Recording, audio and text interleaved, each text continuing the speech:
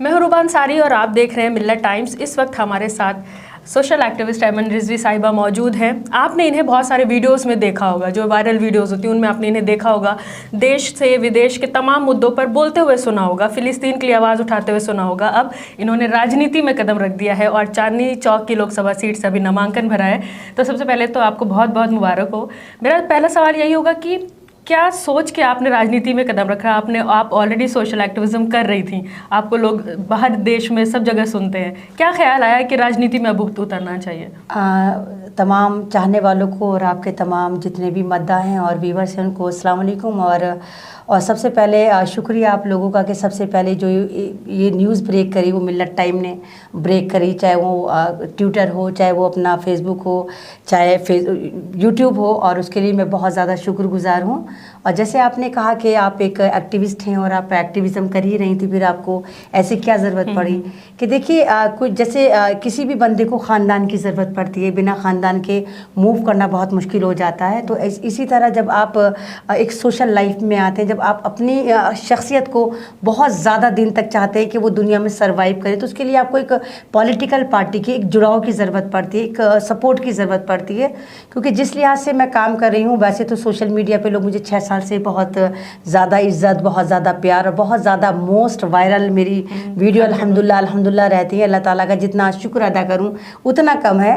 लेकिन इसके बावजूद मैं जब 14 साल की थी तब से मैं ये काम कर रही हूँ। बहुत मतलब इंटीरियर में जाके काम करती हूँ। शायद ऐसा लगता है शायद अल्लाह ताला ने मुझे इसके लिए चुना है। तो अब जब लोगों की मुझसे उम्मीदें बहुत ज़्यादा हो गई, बहुत ज़्यादा अटैक मेरे पे, लोगों की अटैकिंग भी बहुत ज़्यादा बढ़ने लगी है, तो उसके लिए कैसा लगता है कि एक शेल्टर की ज़रूरत है कि जहाँ पर हम जाकर अपनी आवाज़ को एक इंटरनेशनल सतह पे अगर हम किसी भी बात को उठाते हैं तो रूबा उसके लिए हमें कहीं ना कहीं पार्लियामेंट की, कहीं ना कहीं किसी पॉलिटिकल पार्टी की ज़रूरत पड़ती है। तब हमारी आवाज़ जो है वो मायने रखती है। अब हम बोलते हैं, लोग देखते हैं, वायरल होता है, मिलियन में चला गया, इसमें चला गया, लोग चर्चा करते हैं, लेकिन उससे कोई इतना ख़ास असर नहीं होता। लेकिन हमारी बात का असर जब होता है जब हम पार्लियामेंट में जाके किसी मुद्दे को रखते हैं। तो जिस लिहाज से आप लोगों के प्यार ने और उन लोगों के प्यार ने और ख़ासकर चंद्रशेखर भैया के प्यार ने मुझे इस लायक समझा कि मुझे एक तरह से कहिए कि टिकट दिया। तो मुझे तो आप यकीन करें, मुझे अभी भी यकीन नहीं आ रहा कि मैं एक तरह का नॉमिनेशन कर आ गई हूँ और मुझे टिकट मिल गया। क्योंकि इस जर्नी में मैं अभी भी अकेली हूँ और मैं नामांकन जब भरने गई हूँ तो बिल्कुल अकेली ही गई हूँ। मतलब मैं थी, मेरे कज़िन थे और मेरा भांजा था और मेरे जो 10 प्रस्तावक थे वो थे, उसके अलावा भी मेरे साथ कोई नहीं गया। तो मैं तो खुद ही अभी ऐसा लग रहा है कि ख्वाब के आलम में, मुझे यकीन नहीं आ रहा कि एएसपी ने, चंद्रशेखर भैया ने और मेरे पे यकीन बनाया है। उनको ऐसा लगा कि हाँ, ऐमन रिजवी राइट चॉइस है। और वो चांदनी चौक क्षेत्र जहाँ पर मुस्लिम आबादी आप लोगों को दिखाते हैं 12% है, 13% है, 20% नहीं, वहाँ पर 35 से 40% मुस्लिम आबादी है और 31 से 32% वहाँ पर दलित वोट है। तो जब वोट हमारा है तो राज दूसरे का क्यों? तो राज हमारा नहीं होगा। तो मैं अपना वोट चांदनी चौक के लोगों से मांगने आई हूँ, आपका समर्थन आपके चैनल से मांगने आई हूँ कि ऐमन रिजवी का जो वोट है वो मुझे दिया जाए। ऐमन जी, आपने आज़ाद समाज पार्टी को क्यों चुना? मतलब और भी देश में बड़ी पार्टियां हैं जिनको आप चुन सकते थे, लाइक इंडिया अलायंस है, बीएसपी है, या जो भी और यहाँ पे खड़े हो रहे हैं, आप है, मतलब आपको क्यों लगा कि इस पार्टी से जुड़ना चाहिए, इस पार्टी के थ्रू काम होगा हमारा? देखिए रूबा, आप भी जानती हैं और एक नोन टू अल्हम्दुलिल्लाह एक इंटरनेशनल मेरा फेस है अल्हम्दुलिल्लाह।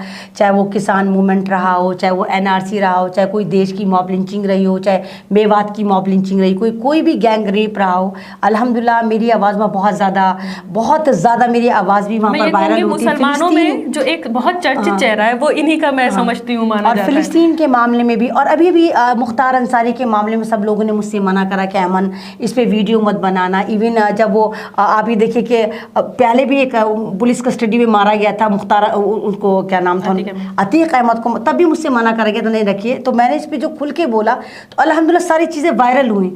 आपने कहा कि बड़ी पार्टी ने आप पे क्यों नहीं हाथ रखा, तो ये तो बड़ी पार्टियों को, ऐसा तो नहीं हो सकता कि कांग्रेस मुझे रिकॉग्नाइज ना करती हो या दूसरी इंडिया अलायंस की पार्टी मुझे सब करती है, लेकिन सबको ये लगता है कि नहीं, ये मुसलमान मुसलमानों का बहुत बड़ा नाम है, एक इंटरनेशनल पहचान है, एक सेलिब्रिटी की रैंक में मैं आती है। अगर उनको लगता है कि अगर ऐमन रिजवी को हमने पार्टी में ले लिया तो कहीं ये ना हो कि लगातार ये मुस्लिम सीट देखती चली जाए, मुसलमानों के मुद्दे पार्लियामेंट में उठाती चली जाए। मुसलमानों को तो इन्होंने एक तरह से हैंडीकैप्ड बना रखा है, बस इलेक्शन के वक्त गोद में उठाते हैं और उसके बाद उनको बस एक ही काम करती तमाम पार्टियां कि देखो अगर तुमने हमें वोट ना दिया तो बीजेपी आ जाएगी। तो इंडिया अलायंस जो है ये पार्टियों के समूह का नाम है, ये भारत के 140 से 150 करोड़ जनता का नाम तो नहीं है। जनता तो अपनी मर्जी से चुनेगी ना, जनता ने ठेका नहीं उठाया कि जनता मोदी को हराए। जनता ने कब कहा कि हम मोदी को हराएंगे, या मुसलमान ने कब कहा कि हम मोदी को हराएंगे?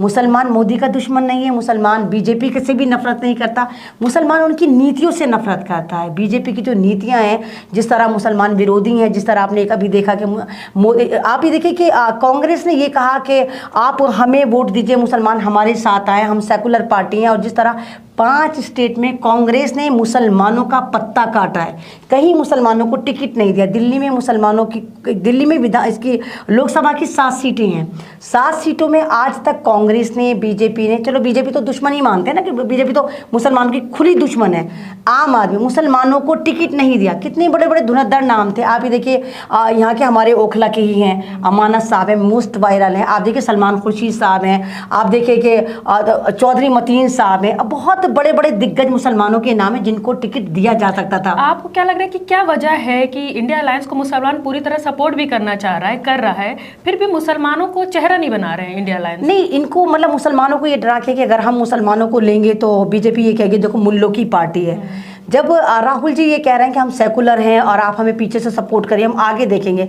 अब जब मोदी जी ने मुसलमानों को बच्चा पैदा करने की मशीन बोला, घुसपैठिया बोला, मंगलसूत्र जैसे मुकद्दर रिश्ते को एक मोदी ने तागा बना दिया कि धागा मुसलमान लेकर भाग जाएगा। वो धागा तो नहीं होता, वो तो एक मुकद्दस रिश्ता होता है जो हिंदू रीति रिवाज में 7 जन्म का रिश्ता होता है। तो कोई मुसलमान उस रिश्ते को कैसे लेके भाग सकता है? तो आप भी समझदार हैं, हम भी समझदार हैं। और वो पंडित जो बेचारे विधि विधान से फेरे लगवा रहे हैं और 7 जन्म का रिश्ता करवा रहे हैं, तो उस रिश्ते को कोई मुसलमान कैसे लेके भाग जाएगा? लेकिन इस पर एक होता है बक्तम, एक होता है लिक्तम। बक्तम में तो कोई भी बक कर चला जाए, है ना, कि बक दिया, हम मोदी तूने ऐसे बोला, तूने ऐसे बोला। एक होता है लिक्तम। लिक्तम में ये वाली पार्टियां बताएं कि इन्होंने बीजेपी के खिलाफ, मोदी जी के खिलाफ कौन सी कार्रवाई करी। इतना मतलब देश की प्रधानमंत्री इतने रेपुटेटेड पद पर होने के बाद मुसलमानों को घुसपैठिया बोल रहे हैं, मुसलमानों को बोल रहे हैं बच्चा पैदा करने की मशीन बता रहे हैं। तो कायदे में तो ये होना चाहिए था जो दावेदार बन रहे हैं और कॉपीराइट लगा के फिर रहे हैं कि मुसलमान का वोट इन्हीं की झोली में आएगा, क्या उनको नहीं बनता था कि हिंदुस्तान में भी डिफरेंट अदालत में डिफरेंट स्टेट पर मोदी जी के खिलाफ और बीजेपी के खिलाफ FIR होती? कुछ नहीं हुआ, बस बकतम बोल के बक के सब चले गए। जो बड़े चेहरे हैं वो भी मुस्लिम शब्द लेने से बचते हैं, क्यों बच रहे हैं? ये मुस्लिम वर्ड जो है वो क्यों बच रहे हैं, जबकि वोट मुस्लिम्स का ही ले रहे हैं सारे? देखिए मुसलमान, मैंने कहा ना, बहुत सीधा साधा है, बस मुसलमानों को लगता है कि जो ये पार्टियां दिखा देती। अभी आप कांग्रेस का ही देखिए कि लोग कहते हैं कि शीला दीक्षित जी ने 15 साल दिल्ली में विकास करा, ये करवाया, मेट्रो शीला दीक्षित जी की, हमें भी पता है, ये सारे तमाम फ्लाईओवर हैं, जितने हॉस्पिटल, मतलब शीला दीक्षित जी ने बहुत विकास करवाया। लेकिन मुझे तो नहीं लगता कि कांग्रेस ही मानते हैं कि शीला दीक्षित ने 1 रुपये का भी विकास कराया। अगर कांग्रेस खुद मानती कि शीला दीक्षित ने दिल्ली में विकास कराया है, तो जिस तरह तमाम पार्टियों के उत्तरधारी होते हैं, इस तरह शीला दीक्षित के उत्तरधारी जो खुद अपने अंदर एक बहुत सक्षम है, संदीप दीक्षित को टिकट ना देके एक पैराशूट कैंडिडेट बुलाया जाता है, कन्हैया कुमार। वही कन्हैया कुमार जिसने उमर खालिद को जेल करवाई, उमर खालिद के लिए कुछ नहीं बोला, आज तक मुसलमानों के लिए कुछ नहीं बोला।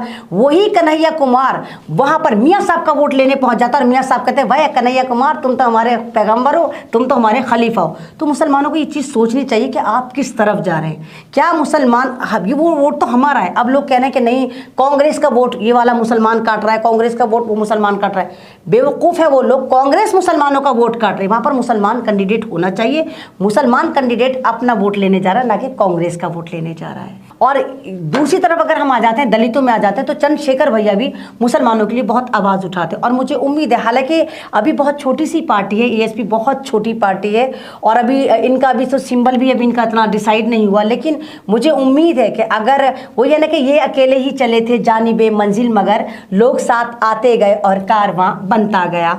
अगर इसी तरह जुड़ाव रहा और लोगों ने अकल का काम करा और पॉलिटिकल वे पे आपने काम करा और चंद्रशेखर भैया का काम देखा और दलित और मुसलमान अगर एक हुए तो आने वाले वक्त में देखिए 27 में ये चंद्रशेखर रामन जो हैं वो आप ये देखिए मायावती के लिए और वो अखिलेश यादव के लिए बहुत बड़ा चैलेंज साबित होंगे। आपको पता होगा रूबा कि चंद्रशेखर भैया की एक पार्टी है और इन्होंने नगीना सीट पे बड़ी मेहनत करी है और अखिलेश जी से बड़ी खुशामद कर रहे थे सिर्फ मुझे एक नगीना की सीट दे दो, और कांग्रेस से भी मीटिंग करी तो इन्होंने कहा ना हम नहीं दे। इनके ऊपर तो घमंड का सुरूर इतना था, इनको लग रहा था कि अगर हमने इसको मजबूत कर दिया तो कहीं ये मजबूत ना हो गया 27 में हमारा फाइट करे, लेकिन अगर जिसको रखे ऊपर वाला उसको कोई नहीं मार सकता। और चंद्रशेखर भैया ने अपनी ही सिंबल पे नगीना में लड़ने की कोशिश करी और एक कामयाब तरीन कोशिश करी। पहले 18 साल के लड़के उनके साथ चल रहे थे, फिर लोग उनका मजाक उड़ा रहे थे, फिर 25 साल के लड़का, उसके बाद ऐसा हुआ पूरा नगीना चंद्रशेखर के साथ चल रहा था।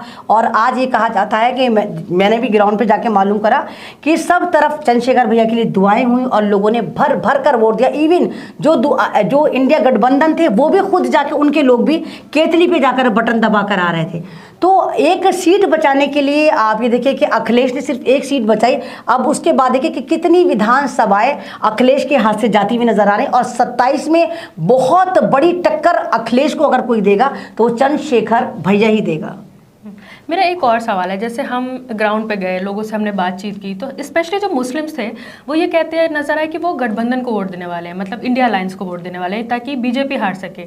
तो कहीं ना कहीं मुसलमानों के दिल में बीजेपी का इतना खौफ आ गया है कि जबकि उन्हें पैदा कर दिया गया उन्हें पता है कि अलायंस उनको भागीदार भी नहीं बना रही है मुस्लिम्स को, ना उनके मुद्दे उठा रही है, ना उनका नाम लेती है, फिर भी वो उधर ही जा रहे हैं। जबकि उनके ही लोग, जो पार्टी के लोग हैं, अलायंस के लोग हैं, वो खुद पार्टी छोड़ के बीजेपी में शामिल हुए जा रहे हैं, लेकिन मुसलमान उन्हीं पे ही भरोसा जता रहा है। ऐसा कैसे हो पाया, या कैसे हो रहा है ये चीज़ें, आप क्या समझते हैं? देखिए मुसलमान ना एक जो पॉलिटिकल अवेयर नहीं होता, सोशल मीडिया से न्यूज़ से इतना अवेयर नहीं होता, क्योंकि मुसलमान गवर्नमेंट जॉब में तो होता नहीं कि सुबह 8-9 बजे जाए और 4 बजे 3 बजे आ जाए। तो ये लोग तो रोज़ाना गड्ढा खोद के रोज़ाना पानी पीते हैं, मजदूरी करते हैं, या छोटे मोटे अपने बिजनेस हैं, छोटे मोटे होटल हैं, तो उसमें तो पूरे, अगर आप होटल भी चला रहे हो तो पूरे दिन की आपकी मेहनत है, तो आप एक तरह से मतलब एक तरह से कहिए मुद्दों से आप दूर रहते हैं, आपको पता नहीं होता कि अंदर खाने क्या खिचड़ी पक रही है। अभी आप देखिए जब इन्होंने इंडिया अलायंस बनाया तो मैंने तभी कह दिया था कि मुझे नहीं लगता ये कामयाब होगा, क्योंकि इंडिया अलायंस में इन्होंने ना तो मायावती जी को शामिल करा था, ना चंद्रशेखर भैया को शामिल करा था, ना इन्होंने ओवैसी साहब को शामिल करा था, इन्होंने पीस पार्टी को शामिल करा था, ना इन्होंने बदरुद्दीन अजमल को शामिल करा था, ममता बनर्जी को शामिल करा था, तो उसमें भी इनके कुछ इख्तलाफ हुए तो वो चले, उनको मनाने तक की कोशिश नहीं करी। इन्होंने नीतीश कुमार को शामिल करा था, वो भी निकल के भाग खड़े हुए। और तो और आप ये देखिए कि कांग्रेस की स्थिति ऐसी है कि बिल्कुल बस ये कहिए कि बिल्कुल क्या बताएं कि बिल्कुल आपस में इतनी फूट हो गई। गठबंधन तो बाद में करेंगे, इनका अपना संगठन मजबूत नहीं हो रहा है। आप ये देखिए कि लवली जी दिल्ली के प्रदेश अध्यक्ष थे, पहले वो कांग्रेस में थे, फिर वो बीजेपी में गए, फिर वो कांग्रेस में, फिर वो बीजेपी में चले गए।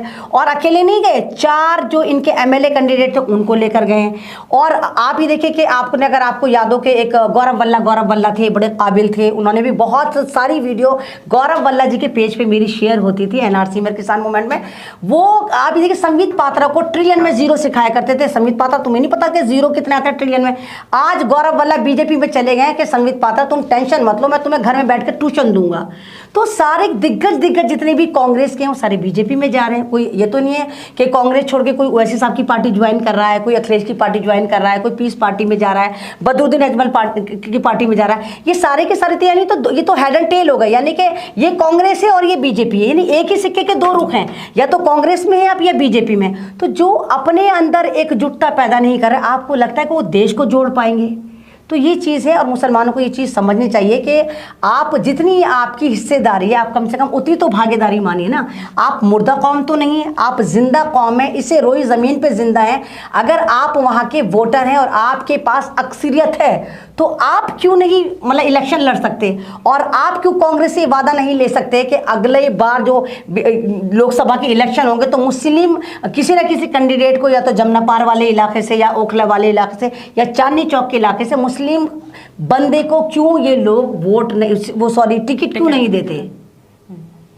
तो आप एज अ मुस्लिम वुमेन जा रही हैं, अब इंशाल्लाह आप जीत जाएं, हम दुआ करेंगे। क्या आपका मकसद होगा, किस तरह से मुसलमानों के मुद्दों को आप उठाएंगी पार्लियामेंट में? देखिए, चांदनी पार्लियामेंट में इंशाल्लाह जैसे ओवैसी साहब उठाते हैं, जैसे हम ज़मीन पे पहले भी उठाते हैं, हम तो क्रांतिकारी हैं और एक तरह से जिससे कई आंदोलनकारी भी आप हमें कह सकते हैं। हर आंदोलन में आपने हमें देखा होगा, चाहे जंतर मंतर में कोई प्रोटेस्ट हो, निर्भया कांड हो, या आप ये देखिए कि बहुत बड़ा मूवमेंट कर्नाटक में चला था, हिजाब मूवमेंट चला था, मैं वहाँ पर भी गई थी। और जब मैं हिजाब मूवमेंट में गई थी तो जब मैं वहाँ से वापस आई थी तो मेरे फेसबुक पे 5 लाख फॉलोवर थे, और मेरे से 1 महीने पहले मिल्लत टाइम का फेसबुक रिमूव हुआ था, और 1 महीने बाद मेरा फेसबुक जो पेज था वो रिमूव कर दिया गया था, जिसमें 5 लाख मेरे फॉलोवर थे, और मेरा बहुत भारी नुकसान था। लेकिन इन्नल्लाह मा साबरीन पढ़ा कि अल्लाह सब्र करने वालों के साथ है, और अल्लाह ताला ने जो मुझे सब्र का नतीजा दिया, और जिस तरह चंद्रशेखर भैया ने मेरे पे यकीन करा, तो हमारे मुद्दे तो वही हैं। देखिए, हम कास्टिज़म पे काम नहीं करना चाहते, हमारा यही है कि हम एजुकेशन पे काम करें। और मेरा जो मेन ज़्यादातर काम रहता है वो लड़कियाँ होती हैं, महिलाएँ होती हैं, जिनको हम आत्मनिर्भर करना चाहते हैं। और आप डोमेस्टिक वायलेंस देखिए कि बहुत ज़्यादा जो लड़कियों में शादियाँ हो जाती हैं, नाइतफाकियाँ चल रही हैं, और ज़रा सी बात पे तलाक़ें होती हैं। तो इस पे जो हमारा वो है वो ज़्यादा हम लोगों का फोकस रहेगा, और ये भी फोकस रहेगा कि हम आप लोगों को रियलाइज़ करा सकें कि आप इंसान हैं, और इंसान होने का मतलब ये है कि आपका भी हक़ है। कोई भी पार्लियामेंट में जा सकता है, ये नहीं कि नहीं जी हर बार अग्रवाल और खंडेलवाल ही क्यों, मुसलमान क्यों नहीं, ऐमन रिजवी क्यों नहीं, रूबा अंसारी क्यों नहीं। ऐमन जी, लास्ट सवाल है मेरा आपसे कि आपने नामांकन भरा, किसी तरह की परेशानी आई आपको समाज से, अपने लोगों से, या किस तरह से लोगों ने आपको अप्रिशिएट किया, या किस तरह से क्या रवैया मिला आपको, अपने आसपास के लोगों का क्या रिएक्शन देखने को मिला? देखिए, जब मैं तो खुद, मैंने कहा ना, मैं अभी भी सरप्राइज़ हूँ, मुझे तो खुद यकीन नहीं आ रहा कि मैं एज ए कैंडिडेट परफॉर्म कर रही हूँ MP, वो भी चांदनी चौक से। मोस्ट आप ये कहिए कि ज़बरदस्त तरीके से वायरल सीट रहती है, जिस पर पूरे हिंदुस्तान की नज़र रहती है, चांदनी चौक, चांदनी चौक, चांदनी चौक। तो अल्हम्दुलिल्लाह आप ये देखिए, आवाम का तो मुझे लगातार मोहब्बत मिली, जब भी तो मेरी वीडियो वायरल होती है। अल्हम्दुलिल्लाह मतलब सब व्यूवर्स जितने भी हैं, जितने चाहने वाले हैं, सड़क पे मिल जाते हैं। वैसे दुकानदार हैं, निकल कर आते हैं, मेरे मुस्लिम ही नहीं, दलित हैं, पंडित हैं, ऑटो ड्राइवर हैं, टैक्सी ड्राइवर हैं, जब वो निकल कर आते हैं और कहते हैं हम आपको जानते हैं, ऐमन रिजवी आप वही हैं जो पठान पर बोली थी, हम आपको जानते हैं, आप वही है ना जो फ़िलिस्तीन पर आवाज़ उठा रही थी, हम आपको जानते हैं, वही ना जो किसानों के साथ खड़ी थी। तो रूबा सारी थकान, जितनी दिन भर की थकान होती है वो उतर जाती है, बस सिर्फ इस वाली बात से कि ये बंदा मुझे जानता है, मेरे साथ सेल्फी ले रहा है। और मुझे उम्मीद है कि अगर आप लोगों के साथ रहा, आप लोगों का समर्थन रहा, और खासकर आप जैसे मीडिया कर्मियों का हमारे ऊपर हाथ रहा, तो इंशाल्लाह, बहुत गरीब कैंडिडेट हूँ मैं और किराए के मकान में रहती हूँ, और मुझे उम्मीद है कि आप लोग मुझे समर्थन भी करेंगे, क्योंकि वोट देने में तो खैर कुछ खर्च नहीं आता, लेकिन जब आप इलेक्शन लड़ते हैं तो इलेक्शन कमीशन ने खुद 80 लाख के करीब रख रखा है कि आप 80 लाख खर्च कर सकते हैं। तो मुझे उम्मीद है कि आप मेरी मदद करेंगे, क्योंकि तमाम जितने भी आज तक इलेक्शन लड़ रहे हैं वो तमाम पूंजीवादी लड़ रहे हैं या क्रिमिनल लड़ रहे हैं, वो एक गुंडागर्दी के तौर पर जाके पार्टी में पैसे जमा कराते हैं, 2 करोड़ जमा करा दो, 3 करोड़, और टिकट उनके घर पहुंच जाता है। मेरे साथ ऐसा मामला नहीं, मैं एक बहुत साधारण सी बंदी हूँ और इंडियन हूँ, और हिंदुस्तान से बहुत मोहब्बत करती हूँ, आप लोगों से भी मोहब्बत करती हूँ, लगातार आपकी आवाज़ भी उठाती हूँ, और इंशाल्लाह अगर ज़िंदगी रही आपकी आवाज़ ये चाहती हूँ कि संसद में भी जाके उठाऊँ। बस आपका सपोर्ट, आपका साथ, 1 वोट 1 नोट मुझे चाहिए। आपने सुना ऐमन रिजवी साहिबा को कि किस तरह ये, वैसे तो ये उठाती हैं, आपने वीडियोस भी देखी होंगी, बहुत सारी वायरल वीडियोस में आपने अक्सर इन्हें देखा होगा, लेकिन पार्लियामेंट में किस तरह से जाके महिलाओं की आवाज़ उठाएंगी, ये देखने वाली बात होगी। अभी तो हम फिलहाल आपके लिए सिर्फ विशेष कर सकते हैं, और हमारे साथ बातचीत करने के लिए आपका बहुत बहुत शुक्रिया।